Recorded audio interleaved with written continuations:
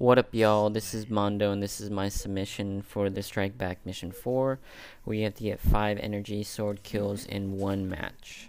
First, I'd like to talk about that this year that I went to Halo Fest with a couple friends of mine. It was actually pretty fun, a lot of cool things going on, and I'll actually talk about it throughout the whole entire video. So the first thing my friend and I went to was the Halo Anniversary Edition panel. It was a pretty interesting panel, a couple different things that they talked about. The first thing that they talked about was that Halo Anniversary will be in 3D. We got to actually see it in 3D. It was actually pretty interesting and pretty cool. Everything popped out pretty awesome. The one thing that was kind of tweaking me out was they went back and forth between normal mode and the Anniversary, which was in 3D. And the assault rifle actually tweaked me out. I was actually looking like a stoner at that point. So next they talked about is the title update that comes out for mid-September for Halo Reach. With that title update, they have 3 big things that they're changing. So first, they have the ability to change bloom from 0 being no bloom at all to 100% being normal Halo Reach bloom. And throughout the beta hopper, they'll actually go up and test it out. So there will be some game modes that will be 0%. Some will be like 10, 20, 30, up to 50. I'm not for sure how far they're going to go. But they're trying to find a happy medium, or at least from what I took from, they're trying to find a happy medium in between no bloom and bloom.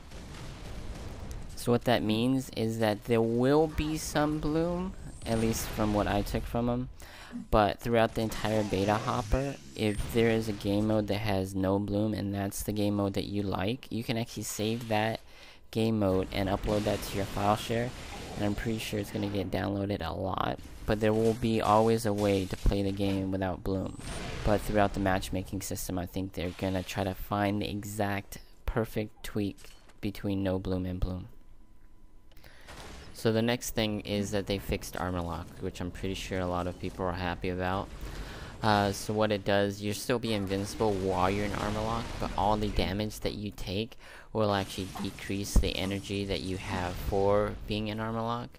So what that means, if you throw a grenade, it might just say take 50% of the armor lock ability. So you're not going to be invincible and sitting there for like, I guess 20 seconds. I don't know how long armor lock lasts. So the next part of that is that they fixed the sticky part of armor lock. So normally when you get stuck, a lot of people will jump into armor lock and it'll actually bounce, the sticky grenade will bounce off of them.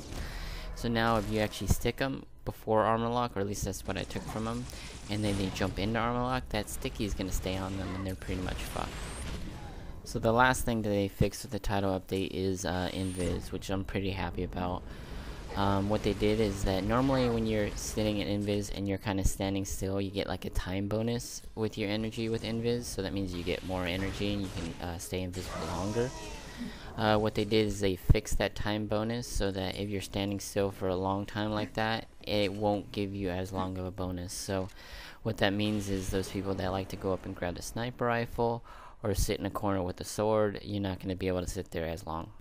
So after that panel, my friend and I headed to Halo Fest, which was really cool. It was 2 floors, and pretty much the first thing that you actually see right when you walk in is the real life warthog that they brought over from, I think, Australia. I'm not 100% sure where it was from. It was pretty cool. You got to take pictures. They had all the life-size statues of Noble 6 team, and of course they had a life-size statue of Master Chief. Besides all the cool artwork that they had there, they had a bunch of different stations set up for the Halo Reach multiplayer, for the maps that they will be coming with Anniversary.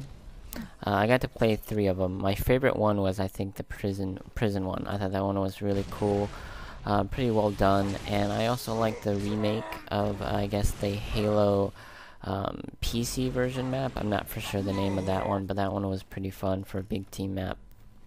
They also had a station for each of the Halo games, so they had a station for Halo 1, Halo 2, Halo 3, and Halo ODST. So what I think they're going to do next year with Halo Fest is they're going to actually have it like COD XP kind of thing. They're going to have it separate. I'm not for sure where they're going to have it. I know I did a little questionnaire and they asked where would I have it if it wasn't here, and it was like Vegas, or LA and all that stuff.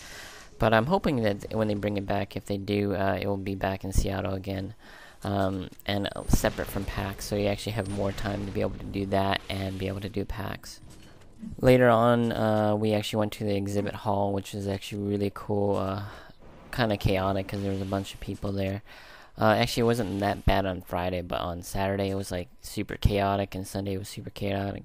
But later on Friday, we actually went to the Halo Universe panel, which was pretty cool.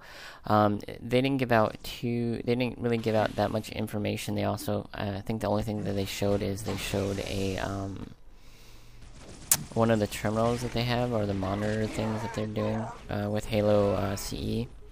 And they also had a bunch of voice actors. So they had the voice actor that voiced Cortana, the one that did Master Chief and Captain Keyes and the monitor. And what was kind of interesting, I guess, they have never actually been in the same building with each other before. So this is the first time that they ever were together in one room, which was really cool. And the things that they said were really funny. And the guy that played Captain Cutter, he's like super hilarious. So the last panel that we did was on Sunday. We went to the Halo 4 panel. They didn't really give out any information, really. I think they talked for about 20 minutes about random stuff. And eventually they opened up the floor for questions. People asked all the same kind of questions, like will there be snap tools for Forge? What kind of weapons would there be? And they couldn't give out too much information at all. They pretty much just like nodded their head and kind of gave like brief little answers to the questions. So the last thing that they had during that panel is they showed a collaboration of a bunch of artwork that they did for it, or concept art. And they also showed like a little video of how they got some of their sounds, which was really cool. And if you actually are interested to see those videos, I think they actually have it on the Waypoint on the dashboard, or I think IGN filmed most of that stuff, so you can actually go on to YouTube or Waypoint and actually check those out. Yeah, so that was the last panel that we went to. Throughout PAX and Halo Fest, we went back and forth between the exhibit hall and Halo Fest. During Halo Fest, they had quite a few different events going on. Like they had, I think on Friday and Saturday, they had a Slayer competition. And the only way that you could have got into it is actually tweet the people actually putting it on. So I was actually kind of bummed about that. I wish I could have done that. That would have been pretty fun. They also had a Forge contest. That Forge contest I was actually kind of bummed about, because I'm more of a person that designs maps, and they only had two categories that they did. One was you had to go up, you had 12 minutes to create something artistically in Forge, and I'm not really an artistic person. Like I said a second ago, that I'm more of a level designer and a map designer. So for about 6 minutes, I had my thumb up my ass trying to figure out what to do. I think I had a block set out, and I'm like brain fucked for like a few minutes, but I think I ended up making somewhat look like an octopus, and my friend Brad made like a little robot that actually looked like it was actually in Minecraft. It was actually kind of funny looking. And then the second part that they did for the Forge thing is that they had a warthog on the bottom of what would be Pinnacle, and you had to take that warthog on this platform and get it on top of the area where Pinnacle is, or the rock. And you had to do it the most unique way, and pretty much none of us could get it up there because we were all trying to do explosions and all that stuff. But yeah, that was actually kind of fun. I had fun with that one. And on Sunday they had a CTF game mode, which I was actually kind of bummed about, because with the Forge thing you had to be there to sign up the day of, and you had to be there maybe 10 minutes before the challenge starts. For the CTF, I thought they were going to do the same thing, so I went there with my 4 friends that I had that we were going to actually make a team with, and we went there maybe a half hour before the actual start of the competition, and it seemed like they had everyone already signed up prior to that. So that aspect was kind of annoying, that they weren't consistent with what they were doing. Yeah, it was a pretty fun 3 days. I hope that Halo Fest will be separate, so I'll actually have more time at PAX. My only regret for this last weekend is not attending the Gearbox panel.